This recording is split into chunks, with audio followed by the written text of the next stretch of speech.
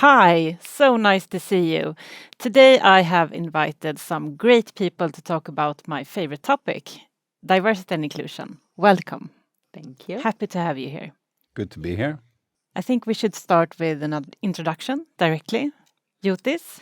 So, my name is Jotis, and I'm the Chief Operating Officer of Quickspin, and it's great to be here. My name is Anna. I'm Head of People and Culture at Quickspin. Also great to be here. Hi, I'm Heidi. We met before. I represent HR Connect specifically in Malta, but I'm super happy to be here in Stockholm with you guys. Looking forward to discuss this subject as well. Great people, great subject. Let's start. Diversity, inclusion and belonging is something we have talked about for years, right? And I believe that it's a subject and focus area for many companies, management teams and people. Yet we're still here, having the same discussions or talking about the same subject. What's left to discuss? Jotis, you're here because you think it's important with diversity and inclusion. Can you tell me why you believe it's important for you and for Quickspin? Yes, of course. And I think if I just look at it from a personal perspective, I think coming from a Greek heritage, living in Sweden, of course, diversity is an important topic. I've seen it from close quarters, being how it feels to be excluded, both myself and for friends. And I think looking ahead, it's also important to feel that I'm trying to make the world a better place for my children, so they can feel welcome and included wherever they come and for whatever they want it to be and want to achieve. So that's the personal aspect of it. And of course, that carries on to the company level. And you can always talk about how important it is to do work with that in order to, increase innovation or increase the revenues or understand the customer better. But I think at the end of the day, it's all about it's morally right and ethical right to actually do it. So coming from Quickspin, we've been working with it for as long as I can remember, at least. And the reason, you asked, I think, a question about why are we here again? And I think it's quite simple in terms that people are, there's always a change in people in an individual company. And I think for every company that they come in, it's a matter about teaching them about what your values are, how you think about it, and how do you want to work about it. So I think it's, that's the long answer to a short question. A very good one, I think. So it's about equality, right? Everyone having the same opportunity and also looking at it from a business case, that this could drive innovation and efficiency, basically. Absolutely. And that, of course, that if people get the opportunity to do something and they get an equal opportunity, they can affect the company in a better way. But again, it's also about, giving them the means to fulfill their best selves in every way possible in the company that you have. And that will benefit in the long term, the company. So it's a little bit about what do you put first, the hen or the egg. But you could see it from an individual, but also from a corporate perspective. Yeah. Anna, you're quite new to Quickspin, but you have been working with this for a long time. Can you tell us a little bit about your background and what you have done? So I've been working at a wider group level. It's a bit more complex. Of course, driving the topic with more than 26 countries, over 6,500 employees, you will by nature have some countries reaching farther than others. And we are by nature kind of diverse in that sense, being as global. But I believe we still need to push our boundaries. We still need to kind of set the company structure of where we want to go, where we want to reach, and make people work together across the same goal. It's a challenge, right? Yes, it's a challenge. Heidi, you are our industry star here, I would say. No pressure. No Exactly. pressure at all. Setting the bar. Yeah, but you are, I guess you have a feeling of the priority in the industry and what you see will come. Would you like to tell us a little bit about where you are and what you have done and what you see now going forward? Having come from gaming, 15 years. I mean, 15 years ago, this was, as I remember it, not even a subject. We weren't even discussing this. And I think that we've come a long way. Just the fact that this is on everyone's table. It's not only with HR, it's with management. And it's an expectation from the organizations itself. I do believe that a positive thing coming out from the pandemic and war situations is we're currently accelerating the empathy that we have for other people. So this is now being a hotter topic even. Now it's more strategically putting it in place, interpreting it so that we can actually live it. Luckily, I also think that this is a question of generations. So our children, we bring them up with our values that might differ from earlier generations. Our kids grow up in a much more mixed world. There is a lot of bad media, but there is a lot of good media, sending right signals. Less princesses and increased diversity in the superheroes, and I think we're definitely on the right track. Yeah. And what would you say if you look at what, we're trying to change something and there's maybe new priorities? If you look at what companies are trying to change, or is it a new direction? Is it, having different priorities or actions around this topic, or what is your feeling around this? I think that one thing that is really good is group pressure and the factor of competition. So what we saw 5 years ago and earlier than that was which company in the gaming industry has the best benefits. So you basically move a company because of breakfasts or higher gym cards or something quite basic as that. Now, again, with the generations, I think that we, the leaders coming in today, we come with a different kinds of value set. So values bring this very quickly to the table. And it's interpreted by a younger management that can sort of instill this in the businesses. But yes, since the last 2 years, I would say that training on leadership training is, and whatever that scope is, it's a focal point and it's ever increasing. Now it's more the question on how is the best way to actually do this via programs or hybrid or being on site. So creating awareness. Exactly. In different levels, yeah. Exactly. And more and more services are out there in terms of managing this as well. Anna, I know that you have been working with setting up strategic goals and creating this awareness, I believe, in not just around the HR people, but also for other managers. And what would you say is important in that work? How to actually achieve the goals that you set up and succeed with your strategic work? So first of all, I just want to comment that I totally agree with what you're saying, Heidi. I think it's more difficult than ever to attract and retain talent, and inclusion is the way to get there.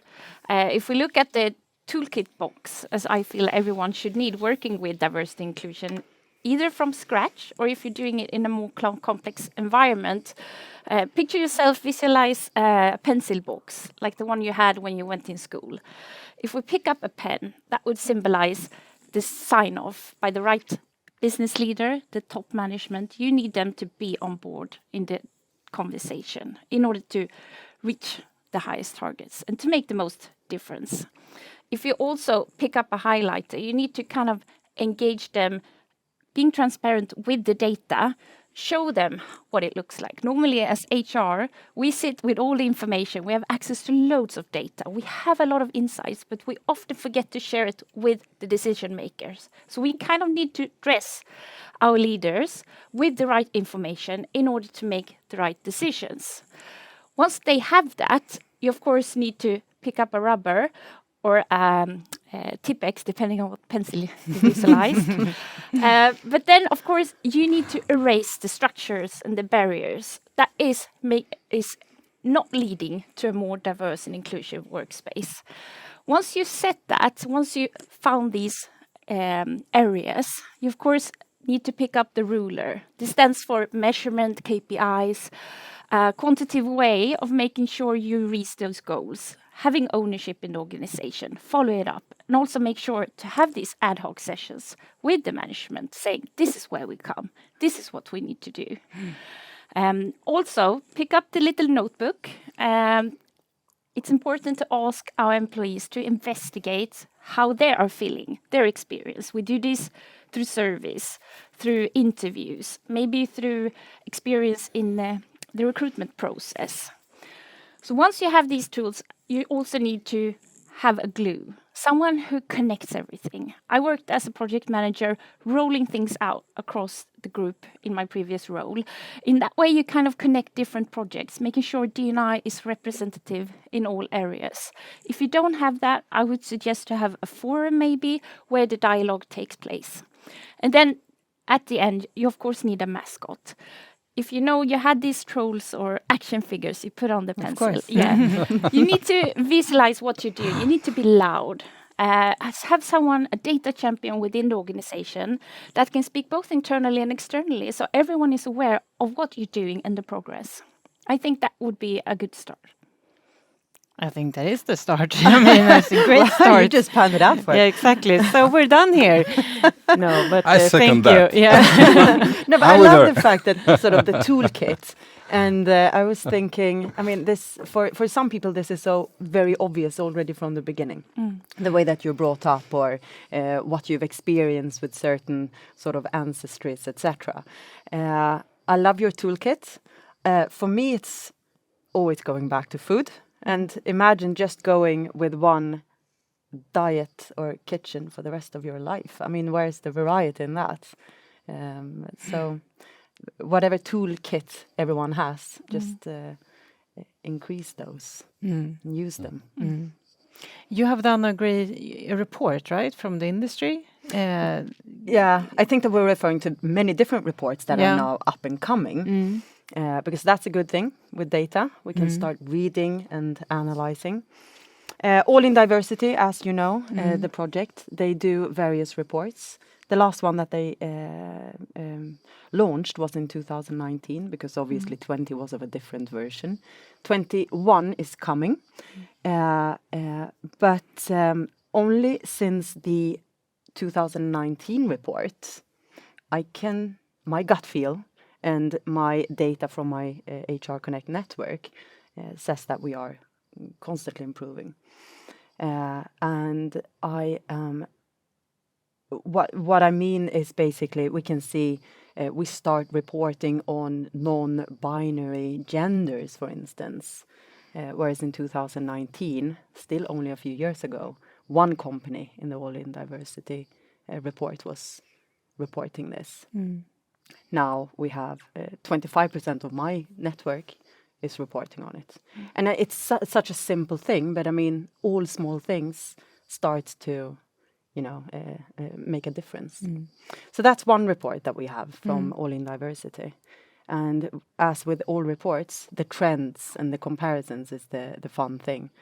So all the basic reports have been done the first time. Now we're just wanting to sort of see what happens in the next.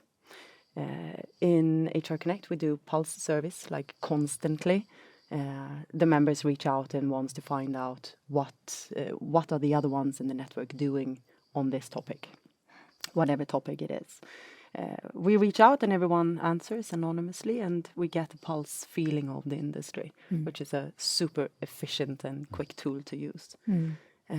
Then what we've been doing as well this year is with the polymetrics, we're cooperating with them. They do basically salary benchmarking or the full package. So this is a more complex, proper, detailed report, sort of showing us insights on gaming only in Malta. So this again will be very interesting to follow the trends. Would you say that the report is mainly focusing on the diversity part, and by that I mean measuring number of women or number of, X amount of each category, or is it also focusing on the inclusion part? I mean, how people actually feel that they are being invited, having a say in decisions, etc. I think the report itself, or for All in Diversity, I can't really say the full purpose of it. But the pulse surveys and the benchmarking survey that we've been doing with Polymetrics, I mean, the aim here is to check what are the other ones doing, both to sort of being able to rise as your own company, but also to sort of stifle this constant wage war that's going on, to sort of stop employees playing the companies out from each other. So that there's definitely the business aspect here. Then the luxury of this is for all organizations to pick out what suits them, their culture, in terms of their focal point, being diversity, or be it equity inclusion, or gender pay gap analysis is your focal point. Yes, the report is showing women do get less paid still. Then you have it black and white there. So I don't think that the reports are not sort of focused on highlighting a certain thing, but the data is there so you can pick it up and interpret it as it suits your organization. I know that Quickspin has been working a lot with measuring also the inclusion and belonging part, how people think that we live our values, how they believe that they are included in the decision making, and we're doing that through our pulse surveys as well. Jotis, what would you say is the benefit of doing that in an organization, also focusing on how people actually feel around these topics? I think that if we go and look at Quickspin, I think is for as long as I remember, the word that's been used to describe it has been as a one big family, and there is a reason for it, of course. And going to your question about the tools we use in order to make this family work, is to actually have these pulse surveys with relevant questions about how do they feel listened to, do they feel developed, do they feel that they have a good dialogue with both management, that there is transparency, that they have a possibility to affect their work-life balance, that the stress levels are right. But of course the pulse surveys are just one of several tools that can be applied in order to do that. But it gives a continuous indication about how the company is doing. And that allows the closest managers as well as management and everybody else in the organization to act on it in a much quicker way than, say, go back 5-10 years ago. Then you did this, maybe a single survey on a yearly basis. We're quite all right. But then there were 12 months of silence. And of course, as you have probably noticed with the Pulse, that you can get a much more accurate indication about how companies are feeling or how your company is feeling in this specific case, Quickspin. Yeah. So that in combination with close dialogue and set values, of course, gives you a total different way of being able to respond and make sure that this family continues to live and thrive. I think it's interesting when you say family. I draw the parallel between family, like my partner and my children, and the culture we have, and it sort of becomes like so obvious. This is what culture is. This is our culture, and it's very hard to describe it. And sort of, what's your culture? It's not the words on the wall. It's not the words set by management. It's not what you press on the new employees. It's lived by the people in the organization. So when we talk about culture and how this is such an important topic, I hear you. I hear what all the members in my network are saying, and they talk about the dialogues, they talk about the analysis and the trainings that they do and what is important to us. These are words that are exactly the same, but the meanings are entirely different. because the culture and the way that you experience something in the organization or in the family is entirely different. So it's very individual when it comes to the organizations, and that's a good thing, and it's hard to reach, I think, as well. Absolutely, and I think it's not only individual; it's constantly changing. It's not static. It's easy to think about culture that's something that, okay, we've reached that, we set the values, and then we're done. We can just let it be. And it's not that, because people are changing, their life situation is changing, things happen in their lives, they leave, the newcomers come in, and it's a very different thing. So it's a living entity. And therefore, of course, culture at Quickspin is probably different than it was 10 years back, and then it was 5 years back.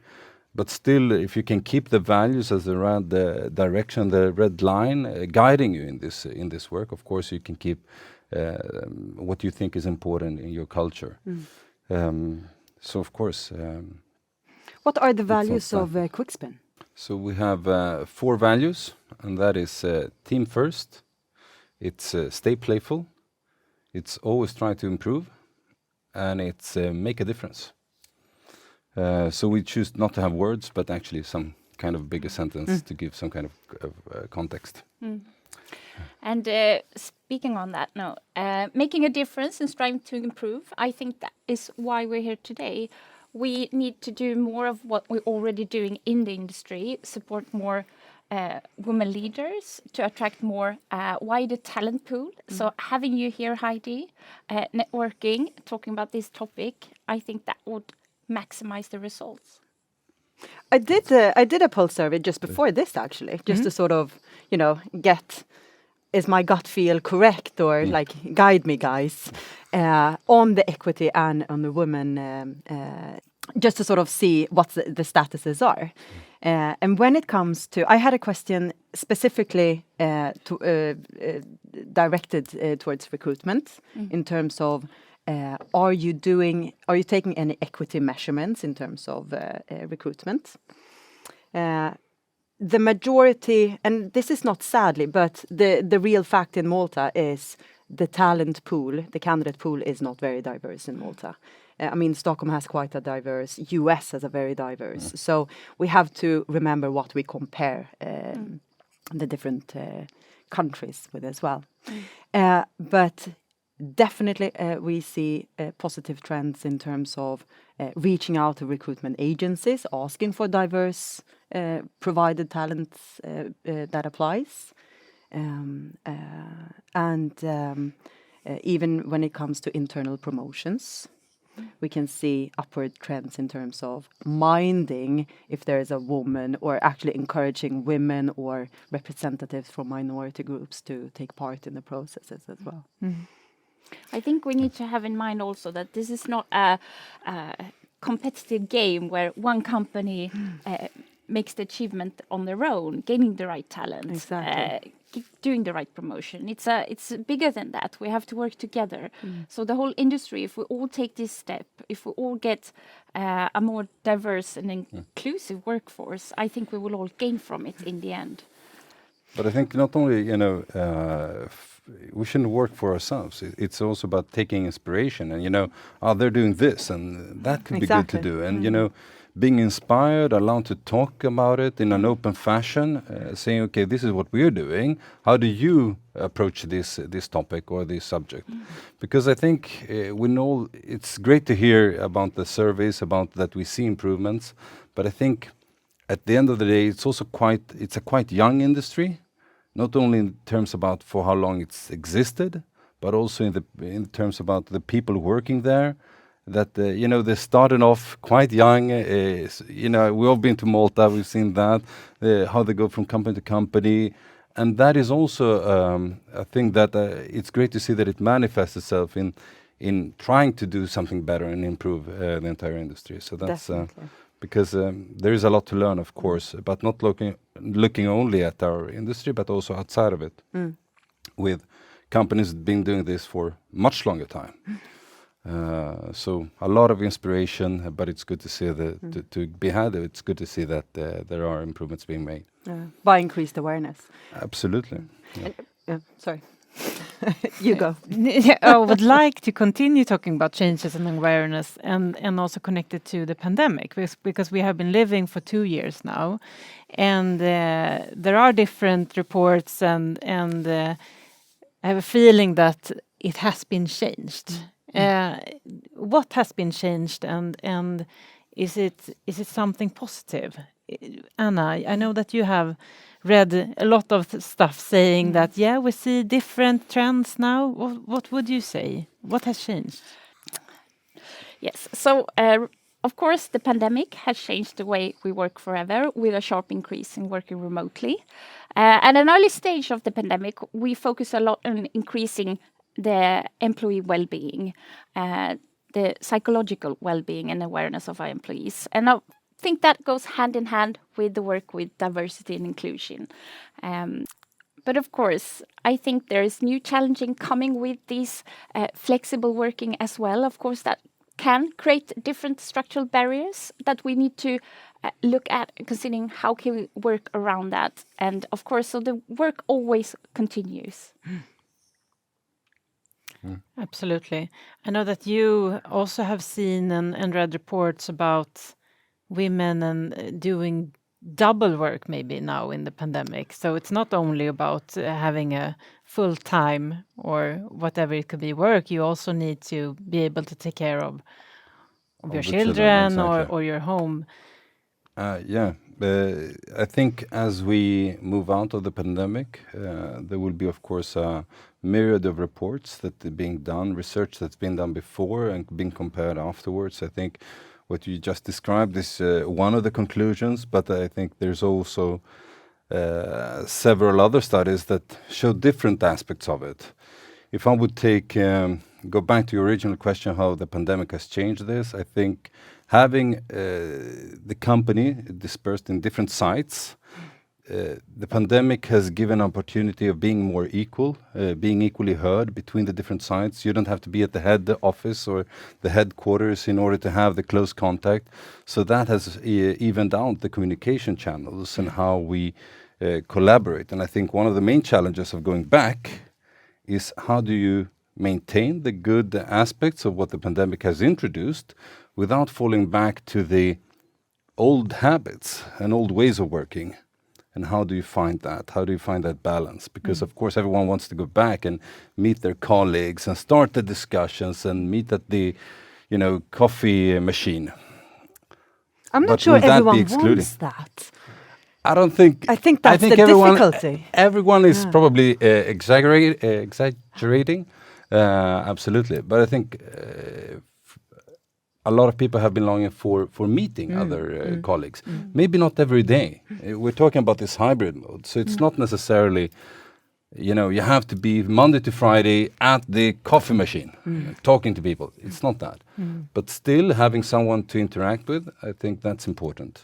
And the question becomes again, once you get people back in smaller sites, smaller offices, how do you maintain their level of engagement and feeling that they're equally involved like they were during the pandemic, where everything, that geographical difference didn't matter. You talked about Malta being a quite small hub for talents, but now you could say that the whole world is your talent pool. But you have a HR network? What are your HR managers and directors saying about this? What are their challenges, and how do they address this? I think one of the challenges is obviously what is our organization's approach? What do management or who is actually sort of the driver in the decisions that we take? Do we listen in to our staff through pulse service, or do we decide what's best for our employees and take whatever consequences comes with it? The majority of the people, as I understand it, again, there are several reports showing different angles, depending on how you attack the discussion. My gut feel, maybe 6 months ago, up to 1 year, was the majority will do a hybrid of 1 to 2 days in the office. I was quite set on this is at least the approach. Now we see that more people than I suspected definitely have a more office leaning approach, having employees back in the office because it's good for them, for all the reasons that you mentioned. Employees might actually sort of rebel against this, and it puts HR and recruiters in a difficult situation because, again, now the world is your talent pool. So again, our industry can be big depending on who's looking at it. It can be small depending on who's looking at it. But gaming as an industry, we can definitely see that we have different types. We have the old traditional companies that might be modern in some areas, but old traditional thinking in some areas. So, for instance, we have companies that want to stay put in the office or come back to the office. Then we have the majority being hybrid, up to 4 days in the office still. And then we have quite a few going remote, or at least remote first. And this will obviously help them to recruit people all over. But so that's a good thing. That obviously helps the recruiters. There and then, we get the skill set required. It's in. Then what do we do with this? Because we still have people in the office talking to each other in the meeting room, and then the person calling in from afar. How's that inclusion work going to happen? So the ripple effect, that's another challenge. Because I mean, you could say that having a global talent pool definitely increases diversity. Yeah. So not just being in Malta or being in Stockholm or whatever is actually helpful. However, it's tricky in the inclusion and culture part. How do they get included? Yeah. How do they feel involved? I think that's the tricky part. Yeah. So another point that I ran on this quick pulse just before this was, what kind of DEI training do you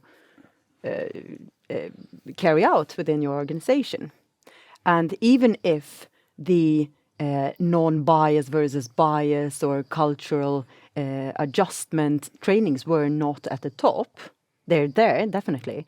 But what really stands out is communication skills, how we actually communicate to each other, mental health, as you mentioned, and leadership.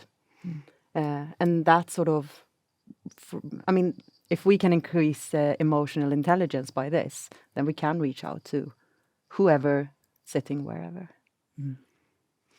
So to try to summarize how the pandemic has influenced diversity inclusion, it has. And there are many different aspects of this, and we just have to see what's coming, right? We have to learn and adapt, and it puts more focus on the leadership again than how you actually can be inclusive in a video call, and then we go back to bias. And I know that Quickspin will launch unconscious bias training on top of the leadership training this year, because we need to create more awareness on how is it to be on a remote versus being in the same room. There are so many different aspects in this, and I know that you will be responsible of rolling this out this spring. Yes. Yeah, I just want to comment that it's uncharted territory. I think in the same way that we went into the pandemic not knowing what to expect, equally we're coming out of the pandemic and we don't know what to expect. So I guess everyone has a starting point, and it will be super interesting to see where do we land with this. Because it's truly, we can have the best intentions, the best ideas. I think everybody has. But no one really knows for sure what will work for them, and depending on their situation, that will be a highly individual or company-specific answer. So it's exciting times ahead, that's for sure. Yeah, I wonder how long it will actually take. Yeah. Yes. They say your guess is as good as ours. But I think it will take different. It depends on the size of their organization. I think a smaller company will probably, come to a certain answer faster But the bigger company, of course, has a much bigger challenge ahead, and that might take years to figure out what works and which parts and how. Yeah. They say that in mergers and acquisitions, to sort of eliminate the we and them barriers takes about 24 months. Now, this will obviously differ as well, depending on the company, but we are kind of there soon, 24 months in. Well, in the HR world, we have been talking about this great resignation period. So we see a lot of movement between employees and talents, and maybe this is 2.0, right? Yeah. So there will probably be some movements going on here. People trying different companies because they think that I would like to work 100% Exactly. remote, but I would like to focus. So maybe that needs to settle. Exactly. And then we say... And even the next type of step. employment. I mean, we Exactly. can see, like, again, 10, 15 years ago, everyone was hired full-time.